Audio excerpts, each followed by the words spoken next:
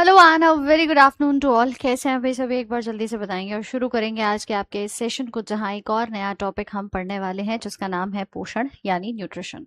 आशा करूंगी आप सभी को ऑडियो वीडियो क्लियर आ रहा है, दिखाई और सुनाई प्रॉपरली दे रहा है, और इसी क्रम में हम अपने आज के इस सेशन को पढ़ने वाले हैं। सब क्लियर है बेटा? ऑडियो वीडियो सब बढ़िया आ रही है?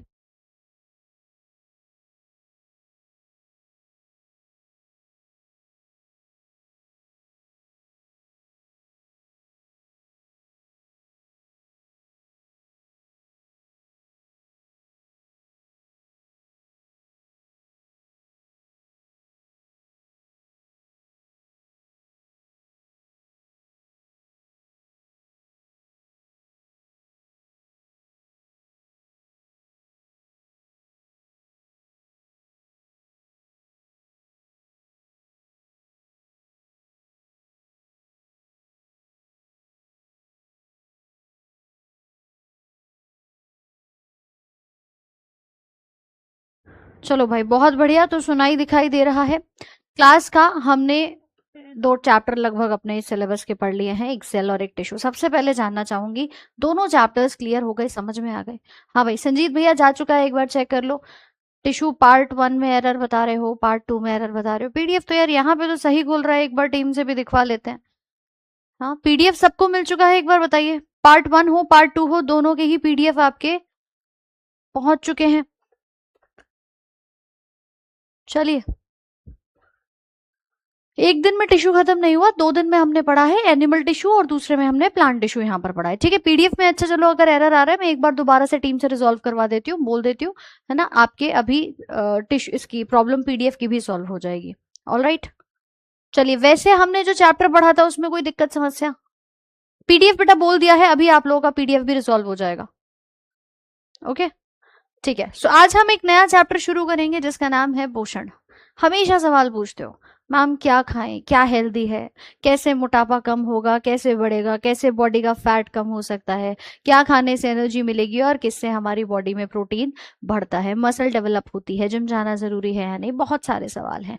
आज इन सभी सवालों के जवाब आपको अपने इस सेशन, इस चैप्टर के अंदर बेसिकली धीरे धीरे करके मिल जाएंगे।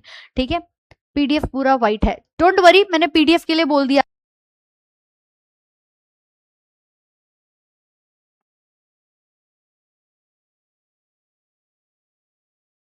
ठीक है, पीडीएफ के लिए आपका बोल दिया है। पीडीएफ अभी आपके इस सेशन के चलते ही आपकी पीडीएफ रिजॉल्व हो जाएगी। क्लास के बाद देख लेना, दोनों पीडीएफ आपको अपडेटेड मिल जाएंगी। पार्ट 1 हो पार्ट 2 हो, जिसमें भी स्टूडेंट्स के एरर आ रहा है, हालांकि यहाँ पर खुल रहा है प्रॉपरली, बट अगर आपको दिख रहा है तो मैं दोबारा से रीअपलोड करा देती हूँ। ठीक है, चलो शुरू करें। जल्दी से बताओ एक थम्स अप का साइन। अब बात आती है पोषण की, पोषक तत्वों की। देखिए, सबसे पहले जब भी ये चैप्टर शुरू होता है ना, तो मैम मन में बहुत सारे आते हैं हमारे फल और सब्जियां, कि आज मैम क्या बताएंगी। आज बताएंगी फ्रूट्स कैसे खाने हैं, सब्जियां क्या खानी है, क्या हेल्दी है, यही सोचते हो ना। हेल्थ के बारे में ही तो बात होती है, और यही हमारे जो पोषक तत्व हैं, ये जो हमारे न्यूट्रिएंट्स हैं, ये हमें क्या करते हैं, बॉडी को सुचारू रूप से चलने में मदद करते हैं।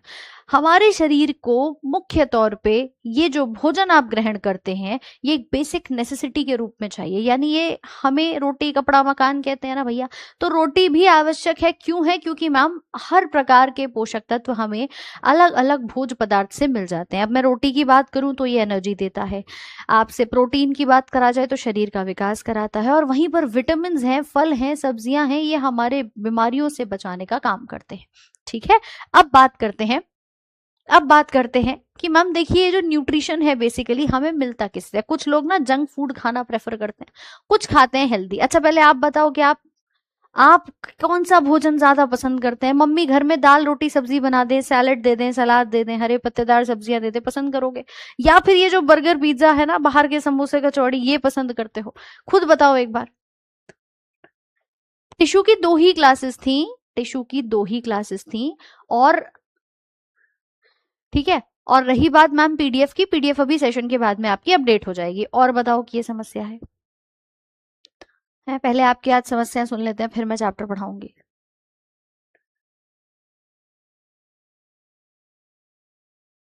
चलिए, अ, उत्सव आप टीम से एक बार बात कर लो हेल्पलाइन नंबर पे, ठीक है? वो आपको रिजॉल्व कर देंगे।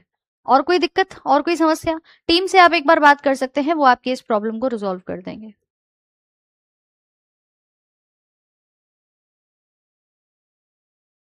ठीक है, आप पढ़ लें, आप कोई दिक्कत तो नहीं है बेटा। ये सारी समस्याओं का समाधान आपको हेल्पलाइन नंबर पे मिल जाएगा।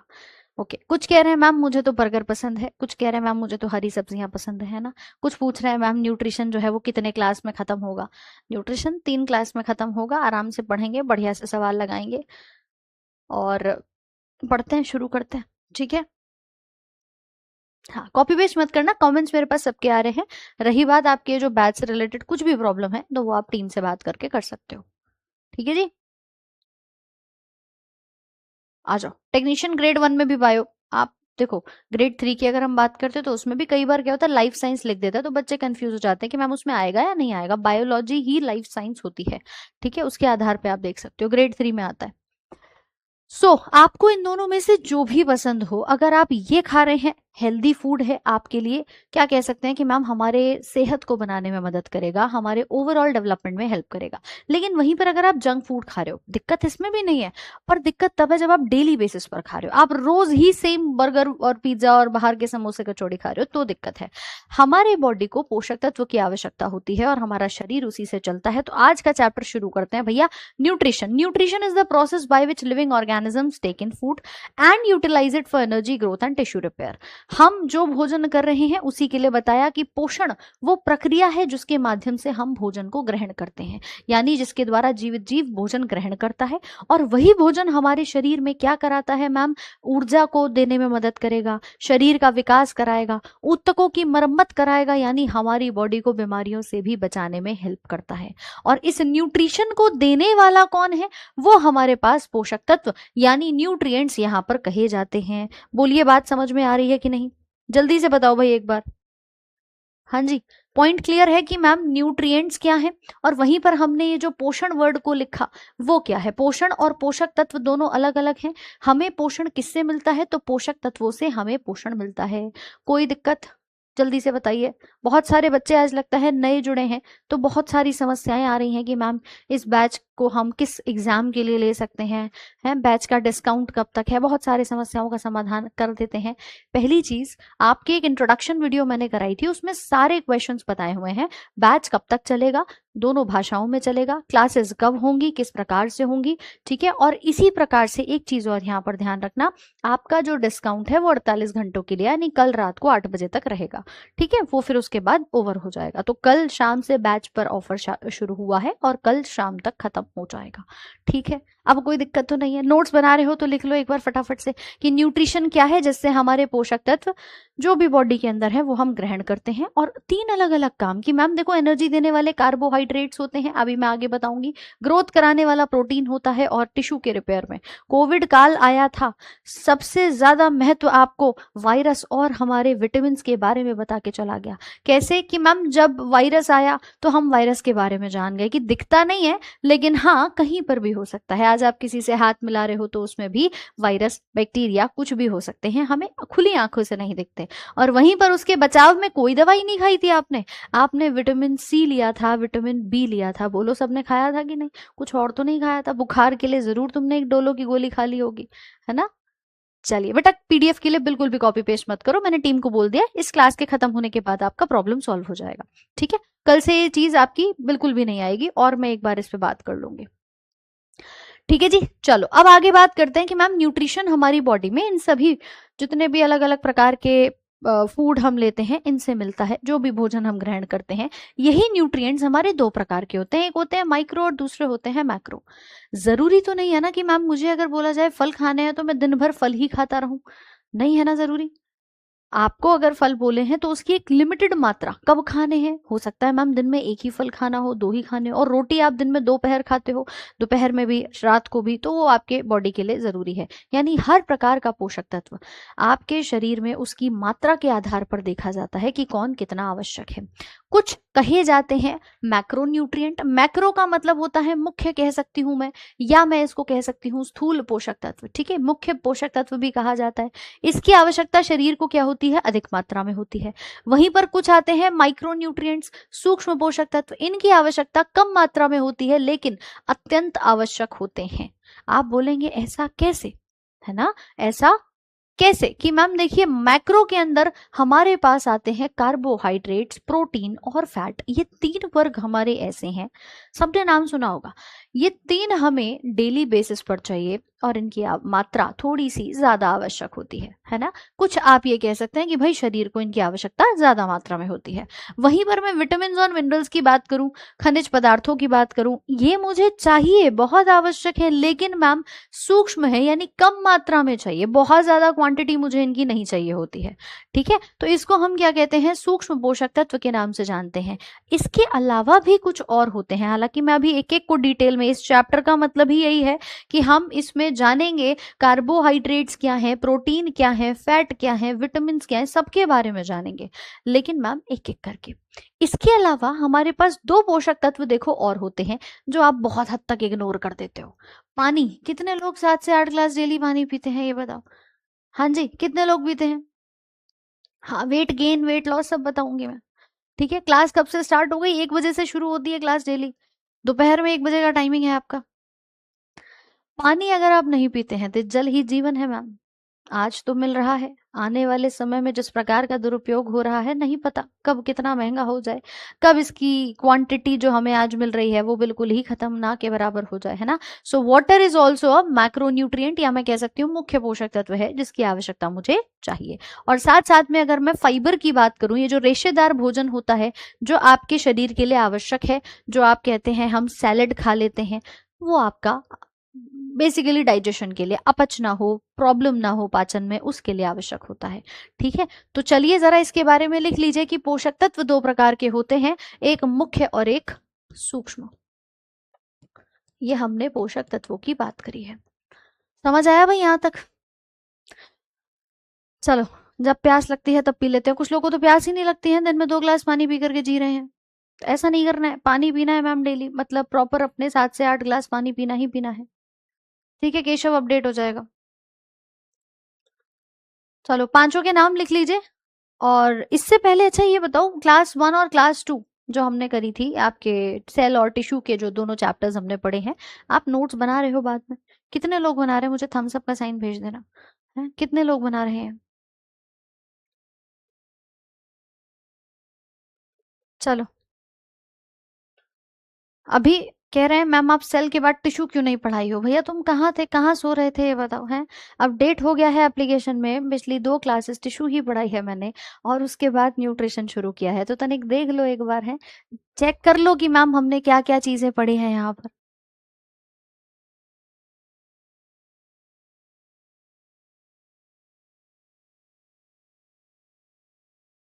है ना, बहुत बढ़िया। तो हमारे पास न्यूट्रिएंट्स 2 प्रकार के, मैक्रो और माइक्रो, इनके बारे में हमें आज के इस चैप्टर में जानना है ना, जिसका बन गया नोट्स, बहुत बढ़िया, बहुत शानदार। इसके अलावा मैम पानी है और हमारे खनिज पदार्थ हैं। अब देखिए, हम मानव की बात करें या जंतु की बात करें या मैम किसी भी पादप की बात करें, पोषक तत्व सबको चाहिए।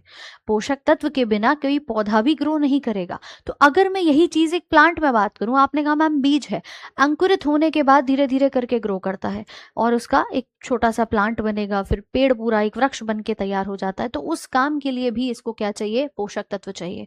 और जब प्लांट की बात आती है, मानव में तो मैंने कह दिया मुझे कार्ब्स चाहिए, रोटी मिल जाएगी, मुझे प्रोटीन चाहिए तो आपने यहाँ पे सोयाबीन खा लिया, मुझे फैट की बात करूं तो कुछ हेल्दी नट्स आपने खा लिए, बीज खा लिए, ठीक है, ये सारी चीजों में मिल जाएगा। लेकिन वहीं पर जब प्लांट्स की बात आती है तो पादप के अंदर भी 2 प्रकार के पोषक तत्व होते हैं, कुछ होते हैं मैक्रो और कुछ होते हैं माइक्रो। यहां पर आपको ध्यान रखना है कि मैम ये जो प्लांट के न्यूट्रिएंट्स होते हैं ना, प्लांट के अंदर मैं मुख्य किसको कहूंगी? या मैं कार्बोहाइड्रेट, प्रोटीन, फैट तो नहीं चाहिए। यहां मुझे 9 अलग अलग तत्व के नाम याद रखने हैं। क्या याद रखने हैं? देखो मैम, मुख्य याद रखूंगा, उसके बाद जो माइक्रो वाले हैं यानी सूक्ष्म वाले हैं, ये मुझे अपने आप याद हो जाएंगे। कैसे होंगे? किसी भी प्लांट को ग्रो करने के लिए carbon, hydrogen, oxygen basic necessity है, यानी मैम इसके बिना तो डेवलपमेंट है ही नहीं। ठीक है, सूर्य इधर ध्यान दे लो, अपडेट हो जाएगा। CHO, सबसे पहले 3 नाम इधर देखो भाई, कार्बन, हाइड्रोजन और ऑक्सीजन चाहिए ही चाहिए मैम। ठीक है, फिर आते हैं नाइट्रोजन, पोटेशियम और फास्फोरस, NPK। क्रिटिकल एलिमेंट्स है। अगर ये नहीं होंगे तो आपका पौधा जो है वो ग्रो तो कर जाएगा, पर मैम कोई ना कोई कमी उसमें आ जाती है। जैसे आपने कीट भक्षी पौधे अगर नहीं सुने हो तो आज हम पढ़ेंगे उसके बारे में कि कुछ ऐसे पौधे होते हैं जो कीड़ों को खा जाते हैं। आप कहोगे मैम कैसी बात कर रहे हो, क्या प्लांट भी कीड़े खा सकता है? जी हाँ, पौधा जब नाइट्रोजन की कमी में ग्रो करता है, उस मिट्टी में ग्रो करा है जिसमें नाइट्रोजन नहीं है, तो वो बड़ा होने के बाद कीड़ों को खाना शुरू कर देता है। उसको कहते हैं कीट भक्षी पौधे, इंसेक्टिवोरस प्लांट। पिचर प्लांट आएगा उसमें, वीनस फ्लाई ट्रैप आएगा, बहुत सारे नाम आएंगे, आगे पढ़ेंगे। ठीक है, समझ में आ रहा है भाई? क्लियर हो रहा है? तो मैम एनपीके तीनों क्या होते हैं? क्रिटिकल एलिमेंट्स, याद रखेंगे। उसके अलावा मैग्नीशियम, कैल्शियम और सल्फर। मुझे सिर्फ ये 9 नाम ध्यान रखने हैं, सीरीज बना लो 3-3 की। CHO, एनपीके क्रिटिकल हो गए, और मुझे मैग्नीशियम, कैल्शियम और सल्फर। इन 9 नाम के अलावा जो भी दिख जाए वो क्या है? माइक्रो है। चाहे वो आपका आयरन हो, जिंक हो, कोबाल्ट हो, मोलिब्डेनम हो, मैग्नीज हो, आदि कोई भी हो, वो माइक्रो के अंदर आता है। और मैम मेरे से बहुत डिटेल में नहीं पूछा जाता, मुझसे इतना पूछा जाएगा कि हाँ जी ये बता दो कि नाइट्रोजन मैक्रो है कि माइक्रो है। हाँ भाई, मैक्रो है कि माइक्रो है। आपसे कैल्शियम जो है वो मैक्रो है कि माइक्रो है। तो ये 9 नाम ध्यान रखने, जिसमें से 3 और 3 6 तो मैम सीधे हो गए कि भैया CHO तो होते ही होते हैं, कार्बन, नाइट्रोजन, ऑक्सीजन तो हर किसी प्लांट का बेसिक फाउंडेशन है ही, और NPK क्रिटिकल बहुत ज्यादा आवश्यक तत्व कहे जाते हैं। क्या याद हो गया यहीं की यहीं? अरे यहीं खत्म करके चलेंगे मैम, है रिकॉर्डेड बैच नहीं मिलेगा। अभी आपका पहला ये बैच है सिलेक्शन वे एप्लीकेशन पर मेरा, तो पहले मैं इसको लाइव यहाँ पर पढ़ाऊंगी और प्रॉपर तरीके से अपडेटेड कंटेंट के साथ बढ़िया बढ़िया चीजें आपको PPT में दिखाते पढ़ाते हुए पढ़ेंगे मस्त तरीके से। ठीक है, बाद में जब ये पूरा बैच ओवर हो जाएगा तब हम इसका VOD आपका बना करके अवेलेबल करा देंगे। पहले हम पढ़ लेते हैं। ठीक है भाई, तो अभी रिकॉर्डेड मेरा बैच यहाँ सिलेक्शन वे के एप्लीकेशन पर नहीं है, पढ़ेंगे लाइव, उसके बाद हम इसको अवेलेबल करा देंगे। ठीक है, समझ आ गया भाई? क्यों भाई प्रीति, मैक्रो और माइक्रो प्लांट के अंदर हो गए। अब एक सवाल और आता है मैम, ये जो प्लांट्स है ना, ये जो पोषण ग्रहण करते हैं ये करते किस प्रकार से हैं? क्या ये खाना अपना खुद बनाते हैं? आप बोलेंगे हाँ मैम बनाते हैं, लेकिन हम जब मानव की बात करते हैं तो वो अपना खाना खुद नहीं बनाते, वो दूसरों पर निर्भर होते हैं। तो ये जो न्यूट्रिशन है ना, इसको गेन करने के, पोषण ग्रहण करने के कई प्रकार होते हैं, जिसके अंदर हम 2 वर्ग मेजरली ध्यान देते हैं, एक ऑटोट्रॉफिक और दूसरा आता है हेट्रोट्रॉफिक। यानी एक है स्वपोषी और दूसरा है परपोषी, जिसमें एक तरफ अपना खाना खुद बनाया जाएगा, नाम से ही समझ में आ रहा है, और दूसरा जो है वो कहलाता है मैम परपोषी, यानी किसी दूसरे के ऊपर जीवन अपना भोजन के लिए निर्भर करा देता है। ठीक है मिलिंद, बताइए क्या दिक्कत है? हाँ भाई, आया समझ में? So there are 2 types of nutrition. सबको क्लियर है तो मुझे थम्स अप का साइन भेजो एक बार।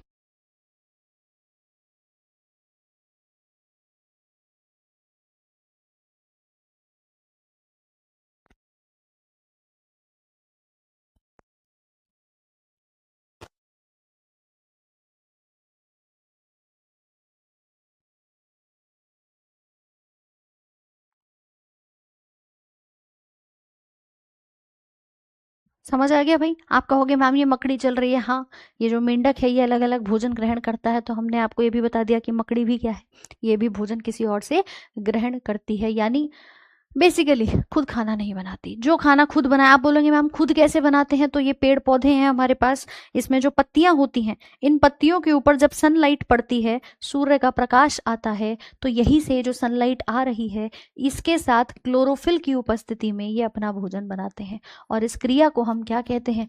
प्रकाश संश्लेषण कहते हैं, यानी फोटोसिंथेसिस कहा जाता है। सबको पता है, ठीक है, फोटोसिंथेसिस बचपन से पढ़ते आ रहे हैं मैम।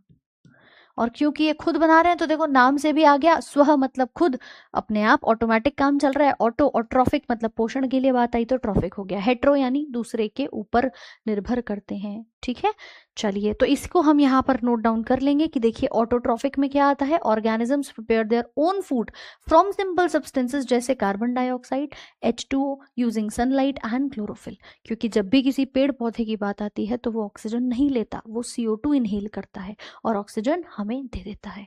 ठीक है, हाँ वाटर और फाइबर आएंगे माइक्रो के अंदर।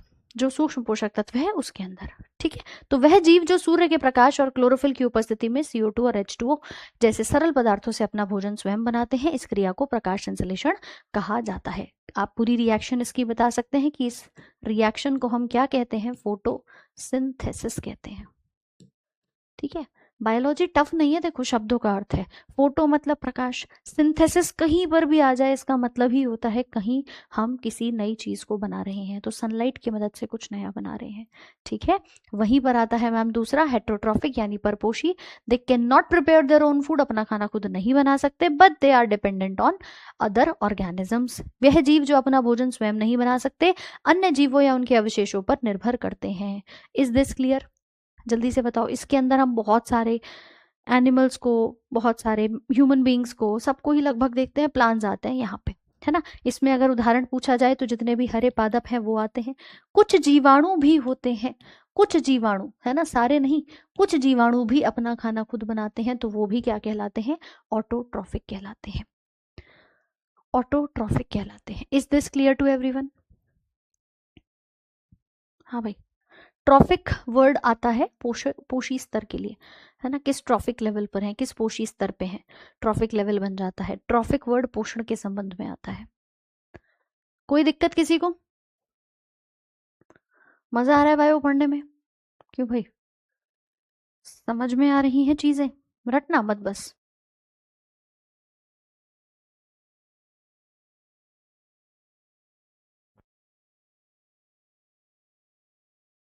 चलिए आगे बढ़े। बेटा एग्जाम्पल्स के तौर पे यहाँ पर एग्जाम्पल आपके प्लांट और जीवाणु हो गए, और यहाँ पर जब हम एग्जाम्पल की बात करेंगे तो उसमें हमारे ह्यूमन आते हैं, एनिमल्स आते हैं, मानव है, जंतु है आदि। ये सब आपको नोट्स में लिखा हुआ पूरा पूरा मिल जाएगा। ठीक है, ये देखो, ये ऑटोट्रॉफिक न्यूट्रिशन है, जिसमें हम उदाहरण की बात करेंगे तो हरे पेड़ पौधे और साथ में आएंगे कुछ बैक्टीरिया। ठीक है, ये ऑटोट्रॉफिक न्यूट्रिशन कहा जाएगा। और इसी के साथ हेटरोट्रॉफिक में जानवर हैं, फंगस है, मानव है आदि, ये सब कुछ आपको देखने को मिल जाएगा। ये विषम पोषी या परपोषी पोषण कहलाता है। ठीक है भाई, सो न्यूट्रिशन कितने प्रकार का हो गया? 2 प्रकार का हो जाएगा। कोई दिक्कत इसके अंदर?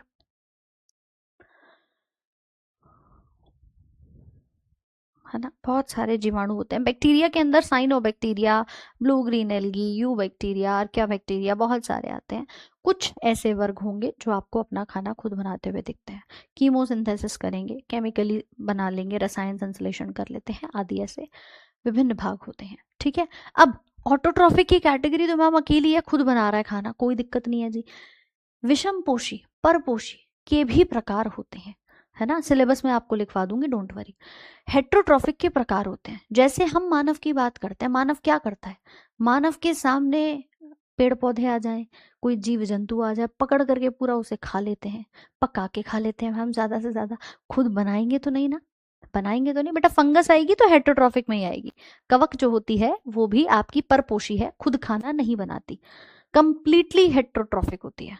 ठीक है, सूर्य ही लिखा हुआ है यहाँ पर, फंगस जो आएगी वो इसी के अंदर आएगी। मतलब यहाँ 2 एग्जाम्पल है, बाकी मैम सब यहाँ रख देना। ठीक है, हाँ हाँ, माइक्रो माइक्रो के अंदर उसके प्रोटीन सब पढ़ाऊंगी, पहले जरा ये सुन लो। हेट्रोट्रॉफिक में पहली कैटेगरी आती है होलोजोइक। होलोजोइक मतलब ये मेंढक है, मेंढक के सामने कोई भी पक्षी, ऐसा वो पक्षी मतलब कोई भी कीड़ा आ जाता है उसको लेकर के खा लेता है। यानी कंप्लीटली भोजन को लिया, इंजेस्ट कर लिया, भोजन ग्रहण कर लिया और अंदर ले जाके उसको पचा लिया। इस प्रकार के पोषण को होलोजोइक न्यूट्रिशन कहते हैं। यानी मैम कॉम्प्लेक्स फूड मटीरियल, भाई ऑब्वियस सी बात है, हम जो खा रहे हैं वो एक जटिल पदार्थ है ना। वो कोई सरल पदार्थ थोड़ी है कि मैम वो आपका सिंपल सोबर हमें दिख रहा हो, उसके अंदर बहुत सारी चीजें हैं जिससे मिलकर के वो बना हुआ है। तो कॉम्प्लेक्स फूड को हम क्या करते हैं? ग्रहण करते हैं और उसको तोड़ देते हैं छोटे छोटे टुकड़ों में। फिर क्या होता है जी? उसका पाचन होता है। तो ये जो क्रिया कहलाती है ये होलोजोइक न्यूट्रिशन। होलो वर्ड याद रखना, होल यानी पूरा पूरा भोजन लेकर के मैं ग्रहण कर लूंगा, इसको होलोजोइक न्यूट्रिशन कहते हैं। ठीक है, क्लियर है? एक एक करके सब पढ़ेंगे, फंगस भी पढ़ाऊंगी, थम जाओ। तो मैम बेसिकली होलोजोइक पोषण जो होता है वो इस प्रकार का होता है, जिसमें कोई भी जीव अगर हम बात कर रहे हैं वो अपना भोजन लेकर के ग्रहण कर रहा है, उस कैटेगरी को होलोजोइक कहा जाएगा। अब देखिए ये सब टाइप्स हैं हेट्रोट्रॉफिक के, है ना, परपोषी के टाइप्स हैं।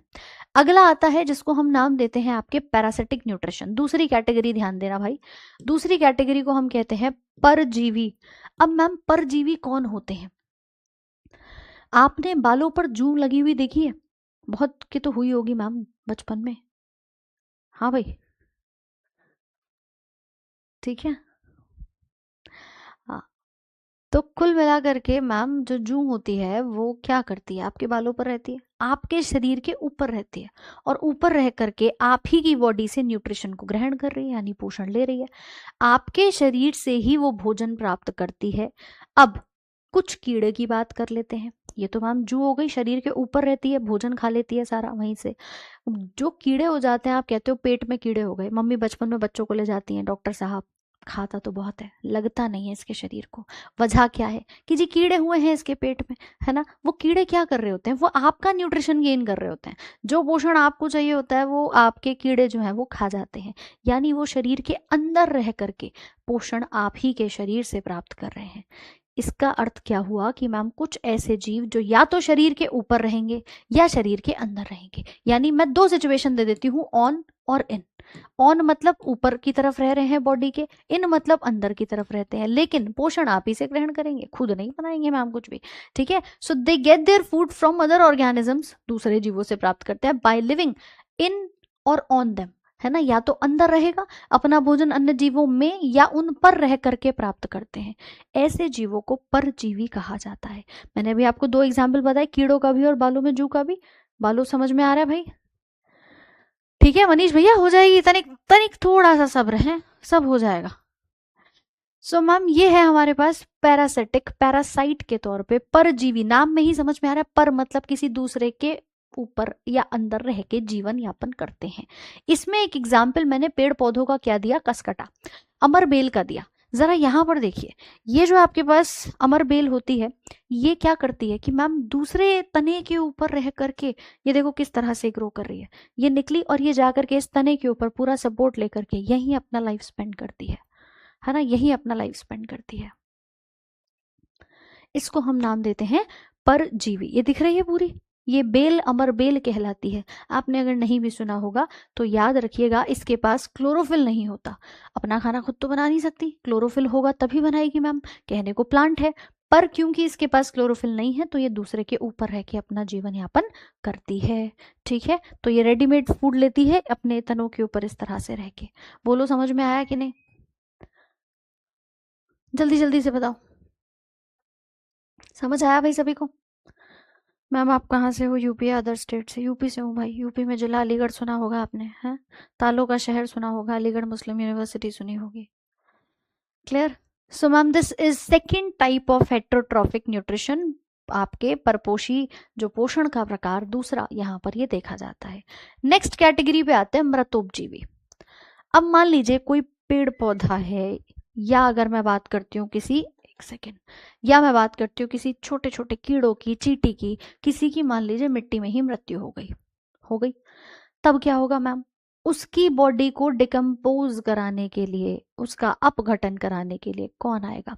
उसको खाने के लिए कौन आएगा, मैं ये कह सकती हूँ। तो वहां पर जब कोई पेड़ पौधे की बात करूं, कोई पत्तियां नीचे गिर गई हैं पेड़ की टहनी से टूट करके, या कोई कीड़े हैं, छोटे छोटे कीड़े मकोड़े होते हैं, चींटियां होती हैं, किसी की मृत्यु हो जाए, तो उसके ऊपर बैक्टीरिया और फंगस जा करके उसे खाना शुरू करते हैं, और खा करके क्या करते हैं, बेसिकली उसको छोटे छोटे भागों में तोड़ देते हैं, वहीं उसके शरीर को मिट्टी में मिला देते हैं।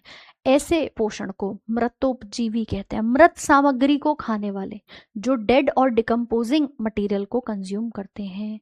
बोलो बात मेरी समझ में आ रही है या नहीं है? आ रही है बात समझ में कि मैम सेप्रोट्रॉफिक, ये जो मैंने सेकंड कैटेगरी यहाँ पर बात करी है, सेप्रोफिटिक या सेप्रोट्रॉफिक की अगर हम बात करते हैं, ये मृतोपजीवी है, मृत सामग्री को कंज्यूम करते हैं।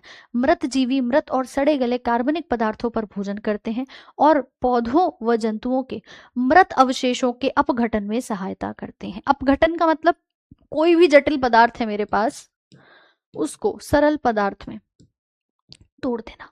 इसी में दो एग्जाम्पल बेसिकली ध्यान रखना, सबसे ज्यादा जो पूछता है या तो कवक का आता है, फंगस यानी कवक, कुछ अन्य माइक्रो ऑर्गेनिजम्स जिसमें आपके जीवाणु मेजरली पूछा जाता है, यानी बैक्टीरिया मेजरली पूछा जाता है। बोलो बात समझ में आ रही है कि नहीं? ये दिख रहा है? ये क्या है मैम? शेडी, आपको जो प्लांट्स दिखते हैं ना, इन्हीं को हम क्या कहते हैं? मशरूम कहते हैं। कितने लोग मशरूम खाते हो ये बताओ? सब कुछ हो जाएगा गोलू भाई, सिलेबस सेम है, क्वेश्चंस का लेवल अप एंड डाउन होता है, ठीक है? हाँ, ये सब नहीं पूछ रहा मैडम कहाँ से थी, मैडम का घर परिवार कैसा था, बाल बच्चे बढ़िया थे कि नहीं। पेपर में जो पूछेगा वो लिख लो, छपा हुआ बिल्कुल सेम क्वेश्चन मिल जाएगा, पढ़ लो, बस इतना कहूंगी, ठीक है? जो फंगस होती है हमारी, उसके भी बहुत प्रकार होते हैं, आगे इसके बारे में भी हम पढ़ेंगे। फंगस में फफूंदन भी आती है। आप कहते हो ना भाई फंगस लग गई, खाना खराब हो गया, फंगस में ये मशरूम भी आते हैं, जो शेडी प्लॉट्स में कई बार आपने देखा होगा, इनको सनलाइट नहीं चाहिए, क्लोरोफिल मैम ऐसा कोई अपना खाना ही नहीं बनाता है, ये कहीं पर भी अगर शेड एरिया होगा उसमें भी ये ग्रो कर जाएंगे। इस तरह की फ्रूटिंग बॉडीज होती हैं, और ये बेसिकली आप दो प्रकार की देखते हैं, कुछ जो हम खाने योग्य होती है, खा सकते हैं, कुछ ऐसी भी फंगस होती है जो आप कह सकते हैं जहरीली है, टॉक्सिक है, नहीं खा सकते उसको, ठीक है? लोग पिज्जा के ऊपर मशरूम लगा लगा के भी खाते हैं, सब्जी बना के भी खाते हैं, विभिन्न प्रकार हैं, ठीक है? तो ये जो मशरूम होती है ना, अगर आपसे पूछा जाए कि भैया इसका नाम दूसरा क्या होता है, तो आगे पढ़ाऊंगी, अगेरिकस मशरूम को कहा जाता है। दिस इज मशरूम, ठीक है? ये अगेरिकस के नाम से भी जानी जाती है, और है क्या? एक प्रकार की कवक है। कवक की कैटेगरी में, फंगस की कैटेगरी में फफूंदन भी आती है, इवन फंगस के ही वर्ग में आता है। जो मम्मी से आप कहते हो आज भटूरे बना दो, मम्मी मम्मी क्या कहती है? बेटा मैदा लगा के रखना पड़ेगा, है ना? मैदा लगा के मुझे 2 घंटे छोड़ना पड़ेगा। क्यों? कि उसमें फर्मेंटेशन होगा, उसमें किड़वन होगा, वो मैदा फूल जाएगी। फूल गई तो उसमें क्या बना? उसमें खमीर बना, और वो खमीर भी ईस्ट कहलाता है, और वो भी हमारा एक प्रकार का फंगस है, वो भी एक प्रकार का क्या है? कवक है। समझ आ गया हो तो जल्दी से एक थम्स अप का साइन भेज दो। है जू हो गया तो कैसे ठीक करें? बहुत सारे उसके अलग अलग एंटी डेंड्रफ और एंटी लाइस के ट्रीटमेंट होते हैं, शैम्पू आते हैं, उनको आप लगा करके ठीक कर सकते हैं, है ना? ठीक है भाई, अरे समझे कि नहीं समझे जल्दी से बताओ, क्लियर है? चलो, वृंदावन से हो, सिलेक्शन में की टीम कब आएगी? जब आएगी बिल्कुल पहले ही बता दिया जाएगा। आ जाओ। है कुछ कह रहे हैं मैम इसको गोबर छत्ता कहते हैं, अलग अलग नामों से जाना जाता है, अलग अलग आप इसको हिंदी में देख सकते हैं, इंग्लिश में मशरूम कहा जाता है, ठीक है भाई? चलिए, चिंता बिल्कुल मत करना, दिलीप भाई जब भी आएंगे बताएंगे आपको। आ जाओ नेक्स्ट कैटेगरी पे, यानी सिम्बायोटिक। भाई देखो, खाना हम खुद नहीं बना रहे, लेकिन दूसरों के ऊपर निर्भर होकर के खाने के भी बहुत सारे तरीके हैं, है ना? इसमें ही हमने सब कुछ पढ़ लिया अभी। अब आते हैं नेक्स्ट पार्ट पर, जिसको कहते हैं सिम्बायोटिक। कि मैम बड़ा अच्छा सा लग रहा है इसे देख करके, इसका मतलब क्या होता है? सिम मतलब सह, साथ में, फ्यूज करना। सिम वर्ड का मतलब होता है जुड़ा हुआ है कुछ। बायोटिक मतलब जीवन, बायो वर्ड आ रहा है ना, बायोस लिविंग के लिए आता है, जीवन के लिए आता है, कि जी हम तुम्हारे बिना अधूरे और तुम हमारे बिना अधूरे, होता है ये कहानी बाकियों का नहीं पता मैम, लेकिन एक म्यूचुअल रिलेशनशिप हम देखते हैं शैवाल और कवक की। इसी को सिम्बायोटिक रिलेशनशिप या सिम्बायोटिक पोषण या न्यूट्रिशन कहा जाता है। कि मतलब मैम देखिए, जो हमारे पास एल्गी होती है ना, और हमारे पास कवक होती है, शैवाल जो होती है ये एक प्रकार का प्लांट है। शैवाल कहती है मैं अपना खाना खुद बना सकती हूँ, मेरे पास क्लोरोफिल है, मैं अपना भोजन तैयार कर सकती हूँ। लेकिन फंगस क्या कहता है? जी मेरे पास क्लोरोफिल नहीं है। अब आप क्या करो कि भाई मैं आपके लिए बाकी के काम निपटा दूंगा। फंगस कहता है मैं आपके बाकी के काम निपटा दूंगा, और शैवाल कहती है ठीक है मैं तुम्हें खाना दे दूंगी बना करके। दोनों का जीवन एक साथ जब चलता है, खाने के लिए एक दूसरे पर जब ये निर्भर हो जाते हैं कि शैवाल से फंगस को खाना मिल जाएगा और फंगस जो है वो बाकी काम कर देगी, तब मैम क्या बनता है? ये बनता है जी जिसको कहते हैं लाइकेन। ये है एक प्रकार की सिम्बायोटिक रिलेशनशिप, जहां पर दोनों एक दूसरे के ऊपर ही अपना पोषण जो है वो ग्रहण करने के लिए निर्भर होते हैं। ठीक है, समझ आ रहा है कि नहीं? है ना? तो इसको हम क्या नाम देते हैं? सिम्बायोटिक रिलेशनशिप, जिसमें एल्गी और फंगस के, शैवाल और कवक के सहजीवी संबंध से क्या बनता है उसको आप बताएंगे लाइकेन। ये लाइकेन अगर आप यहाँ ध्यान से देखोगे ना, ये देखो, पौधों के ऊपर ग्रो करता है, और ऐसे पौधों पर ग्रो करता है, ऐसी जगह पर ग्रो करता है जहां पर पोल्यूशन नहीं होता। साफ सफाई बहुत पसंद है इसको, कहता है कि अगर यहाँ पर प्रदूषण नहीं है, खास तौर पे सल्फर का पोल्यूशन नहीं है, तो ये ग्रो कर जाएगा। तो पता चल जाता है अच्छा ये जगह साफ है, यहाँ पोल्यूशन नहीं है। बात आई समझ में? तो आप बता सकते हैं that it does not grow in the areas where pollution occurs, उन क्षेत्रों में उगता नहीं है जहां पर प्रदूषण होता है। क्लियर है? तो थम्स अप का साइन भेज दो। हाँ जी, है ना? इसको कहते हैं सिम्बायोटिक। इसके बाद अगला वर्ग जो मैंने अभी बताया था, कीट भक्षी पौधे। इधर देखो क्या हो रहा है मैम, ये कीड़ा आया इस पौधे के ऊपर बैठा, पौधे ने लेकर के बंद कर लिया मामला। अब जाके दिखा भाई, अब अंदर ही अंदर क्या होगा, ये इसको खा जाएगा, इसका पोषण सारा अपने अंदर ग्रीन कर लेगा। ऐसा ही आता है ये पौधा, इसे भी हम क्या कहेंगे कि ये कीट भक्षी है, इंसेक्टिवोरस है। इंसेक्ट इसकी सरफेस पर आया, कीड़ा आया, अंदर ना एक जेली जैसा भरा हुआ होता है, तो जैसे ही आता है वो फिसल के अंदर ट्रैप हो जाता है, जाल में फंस जाता है। इसको भी कीट भक्षी कहा जाता है। यानी ये क्या है, बेसिकली ऐसी मिट्टी में उगा था जिसमें नाइट्रोजन नहीं थी, और उस नाइट्रोजन को प्राप्त करने के लिए इन्होंने कीड़ों को खाना शुरू कर दिया। कभी लगता नहीं था मैम पेड़ पौधे भी खाएंगे कीड़ों को, है ना? होता है। तो Venus fly trap, pitcher plant, ये एग्जाम्पल्स हम यहाँ पर ध्यान रखेंगे। ये आप बता सकते हैं कीट भक्षी पौधे हैं, और इसकी वजह क्या है ये भी ध्यान रखना कि भैया ये ऐसी जगह पर ग्रो करते हैं जहां पर क्या नहीं है, जहां पर नाइट्रोजन नहीं होता, है ना? ये उदाहरण ध्यान रखेंगे। ऐसी एरियाज में जहां पर नाइट्रोजन डेफिशिएंट होता है, तो ये अपनी नाइट्रोजन की कमी को पूरा करते हैं। ये सारी कैटेगरी समझ में आई कि नहीं आई? हाँ जी। वीनस फ्लाई ट्रैप भी इसका उदाहरण आप बता सकते हैं, है ना? एक एग्जाम्पल और याद रखेंगे। Is this clear? फटाफट से बताओ समझ में आया कि नहीं? उन क्षेत्रों में उगते हैं जहां पर नाइट्रोजन की कमी होती है। एक सिम्बायोटिक था, एक इंसेक्टिवोरस हो गया मैम। ये सब हमारे अलग अलग प्रकार के देखे जाते हैं। ठीक है, अब आ जाओ एक सवाल के ऊपर, जल्दी से बताओ।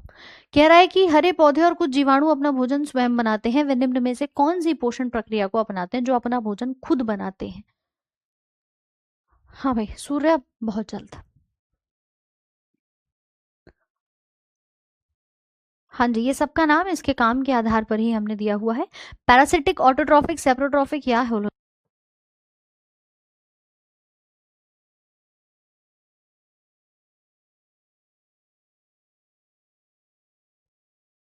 बहुत बढ़िया, क्योंकि ये अपना खाना खुद बना रहे हैं तो मैम मैं इसको क्या कहूंगी, ऑटोट्रॉफिक न्यूट्रिशन के नाम से यहाँ पर जानते हैं, स्वपोषी पोषण इसको कहेंगे। समझ आया?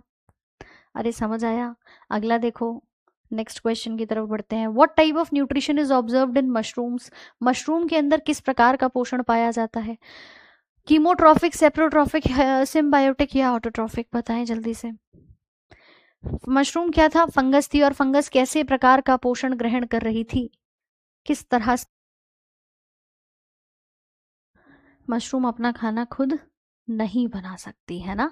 मशरूम अपना खाना खुद नहीं बना सकती, तो मैम इसको हम क्या कहते हैं, ऑटोट्रॉफिक तो होगा नहीं, है ना? इसके अलावा केमिकली बना नहीं रही थी, मृत सामग्री को गेन कर रही थी, तो हम कह सकते हैं अगर वो पूछता कि फंगस और एल्गी के बीच का संबंध बताओ, तब आप बताते भैया वो होता है सिम्बायोटिक रिलेशनशिप, और नहीं मैम, है ना? जब बात आती सिम्बायोटिक की तो एक उदाहरण आप दे देते ये वाला। अच्छा, एक उदाहरण और होता है जहां पर कवक किसके साथ रहती है, सिम्बायोटिक रिलेशनशिप ही है मैम, दूसरे के साथ क्या करती है, साथ में रहती है, म्यूचुअल रिलेशनशिप बनाती है। एक बार तो शैवाल के साथ रहेगी, दूसरी बार जितने भी हमारे उच्च पादप होते हैं, हाइयर प्लांट्स होते हैं ना, इनकी जड़ों में जाकर के रहती है, रूट्स ऑफ हाइयर प्लांट्स। यानी ये भी एक प्रकार का उदाहरण है। एक एग्जाम्पल नंबर 1 ये है, एक एग्जाम्पल नंबर 2 ये है, जहां पर कवक प्लस उच्च पादप की जड़। उच्च पादप का मतलब ये नहीं है कि उनकी हाइट बड़ी होगी, उच्च मतलब लंबे होंगे, नहीं नहीं नहीं। उच्च पादप मतलब जहां फल फूल बीज बनते हैं, आवृत बीजी और अनावृत बीजी उनके अंदर। ठीक है, इस वाले रिलेशनशिप को तो हमने लाइकेन कहा था, है ना? लाइकेन जो पोल्यूशन का इंडिकेटर है, जिसको हम कहते हैं कि पोल्यूशन का संकेतक होता है। अच्छा, इसी लाइकेन से लिटमस पेपर बनता है, जिससे एसिड और बेस का टेस्ट करते हैं। ठीक है, इसी लाइकेन से इसे सुखा करके एक डाई बेसिकली हमारी लिटमस पेपर वाली बन जाती है, तो लिटमस पेपर भी हम यहीं से बनाते हैं, है ना? और यहाँ इन दोनों के रिलेशनशिप को क्या कहते हैं, तो उसको माइकोराइजा का नाम याद रखिएगा। ठीक है, माइकोराइजा। कोई दिक्कत भाई यहाँ तक? फटाफट से हम सबका साइन शेयर करो, कोई दिक्कत यहाँ तक? कीमोथेरेपी क्या होता है? कीमोथेरेपी ट्रीटमेंट है जो हम कैंसर के जो पेशेंट्स होते हैं उनको जब दवाइयाँ देते हैं, केमिकल्स इंड्यूस कराते हैं उनकी बॉडी में, उसको कहा जाता है। ठीक है, जैसे फिजियोथेरेपी में एक्सरसाइजेज होती हैं, ऐसे ही मैम कीमोथेरेपी में केमिकल दिए जाते हैं। केमिकल वही जो आप दवाइयों के रूप में दे रहे हैं, ज़िडोवुडीन, रेट्रोविर, ऐसे कई सारी मेडिसिन हैं जो दी जाती हैं आपके अलग अलग प्रकार की बीमारियों में।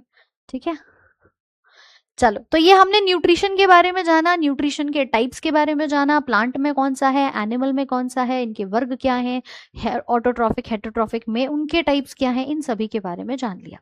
अब आते हैं एनिमल्स में या हम ह्यूमंस की बात करें, हमारी बॉडी में जो कार्बोहाइड्रेट्स, प्रोटीन, फैट हमने पढ़े हैं, इसको हम समझते हुए यहाँ पर चलते हैं। अब सबसे पहला वर्ग क्या है हमारे पास? कार्बोहाइड्रेट्स है। देखते ही देखते क्या हुआ मैम, एक चीज याद आई। क्या याद आई? कि भैया ये तो वो है जो एनर्जी देता है।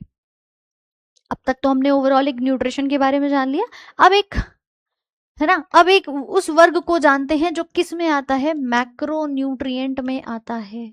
मुख्य पोषक तत्व मैंने कहा था कि ये मुझे डेली बेसिस पे चाहिए। रोटी सुबह दोपहर शाम मैम चाहिए ही चाहिए। क्यों? नहीं खाई तो ऊर्जा नहीं मिलेगी। यहीं पर अगर तुम फल खाने शुरू कर दोगे तो फल खा के तुरंत भूख लगनी शुरू हो जाती है, क्योंकि वो आसानी से पच जाते हैं। ठीक है, चलो इसके बारे में जानते हैं क्या है कार्बोहाइड्रेट्स। सबसे पहले जैसा कि मैंने कहा कि ये आपके बॉडी में ऊर्जा देने का काम करेंगे, साथ में यही कार्बोहाइड्रेट्स आपातकालीन ऊर्जा के सोर्स कहे जाते हैं। आपातकालीन यानी इंस्टेंट एनर्जी सोर्स। सुबह से कुछ नहीं खाया हो, लास्ट में मैम मैं रोटी खा लेता हूँ या इस कार्बोहाइड्रेट का कोई सोर्स खा लेता हूँ, एक चॉकलेट खा लिया, मीठा खा लिया, केले खा लिए, शुगर इनटेक कर लिया, तो बॉडी में एनर्जी आ गई। होता है?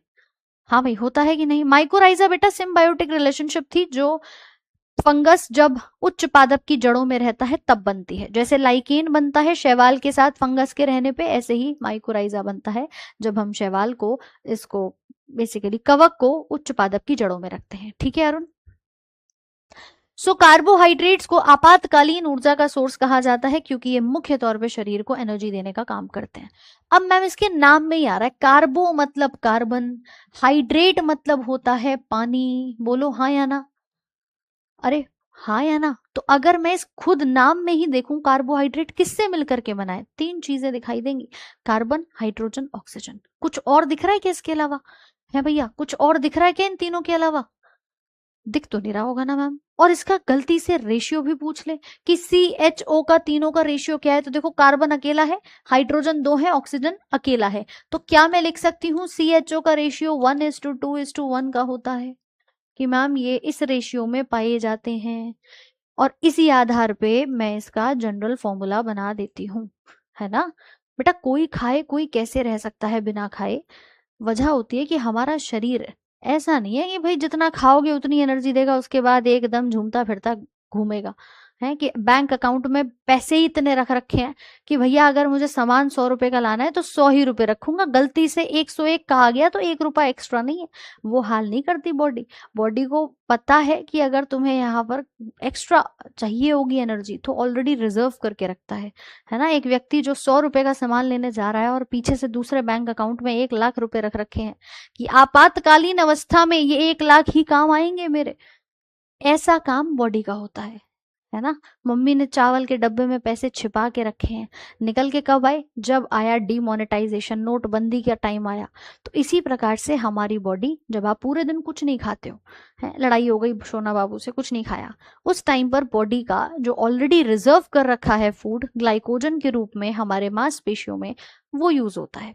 फिर मैम प्रोटीन हमारा खत्म होता है। ऐसी थोड़ी कोई भूख हड़ताल में 25 दिन बैठ जाता है। पहले कार्ब्स जाएंगे बॉडी से, फिर प्रोटीन एनर्जी देगा, फिर लास्ट में मैम जो फैट हमने इकट्ठा कर रखा है वो एनर्जी हमें देते हैं। एकदम से थोड़ी कि हम तो भैया साहब 100 रुपए का सामान लेने गए थे, 100 ही रुपए हैं, अब नहीं एक्स्ट्रा हमारे पास कुछ भी। तो बॉडी बहुत समझदार है।